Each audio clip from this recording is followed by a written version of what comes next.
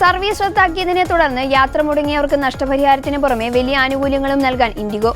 യാത്ര തടസ്സപ്പെട്ടവർക്ക് 10,000 രൂപയുടെ വരെ സൗജന്യ യാത്രാ വൗച്ചറുകളാണ് നഷ്ടപരിഹാരത്തിന് പുറമെ നൽകുക. ഡിസംബർ 3, 4, 5 ദിവസങ്ങളിൽ യാത്ര തടസ്സം നേരിട്ടവർക്കായിരിക്കും സൗജന്യ വൗച്ചർ അനുവദിക്കുക.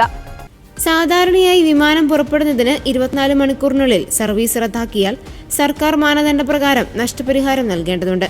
ഇതിനു പുറമെയാണ് ഇൻഡിഗോ യാത്രാ വൗച്ചർ നൽകുന്നത്. വൈകിയ സമയത്തിന് ആനുപാതികമായി 5,000 മുതൽ 10,000 രൂപ വരെ നഷ്ടപരിഹാരം നൽകും. ഇത് കൂടാതെയാണ് 10,000 രൂപയുടെ യാത്രാ വൗച്ചർ നൽകുക. വൗച്ചറിന് 1 വർഷത്തെ കാലാവധി ഉണ്ടാവുക. 1 വർഷത്തിനിടെ ഇൻഡിഗോയിൽ യാത്ര നടത്തുന്നവർക്ക് വൗച്ചർ ഉപയോഗിക്കാവുന്നതാണ്. നിലവിൽ യാത്ര തടസ്സമുണ്ടായ ആളുകൾക്ക് ടിക്കറ്റ് നിരക്ക് തിരികെ നൽകാനുള്ള നടപടികൾ സ്വീകരിച്ചതായി ഇൻഡിഗോ അറിയിച്ചിട്ടുണ്ട്. ട്രാവൽ പ്ലാറ്റ്ഫോം വഴി ബുക്കിംഗ് നടത്തിയവർക്കും പണം ഉടൻ ലഭിക്കുമെന്നും അറിയിപ്പുണ്ട്.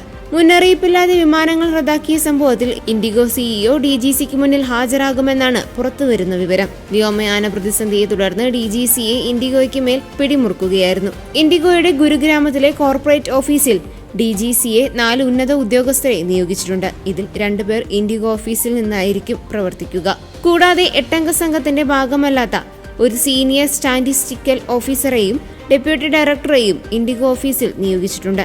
രാജ്യത്തെ ഏറ്റവും വലിയ എയർലൈനുകളിലൊന്നായ ഇൻഡിഗോ കഴിഞ്ഞ മാസം മാത്രം റദ്ദാക്കിയത് 220 വിമാനങ്ങളായിരുന്നു. ഡിസംബർ 2 ആരംഭിച്ച പ്രതിസന്ധി 10 ദിവസത്തോളം നീണ്ടുനിന്നു.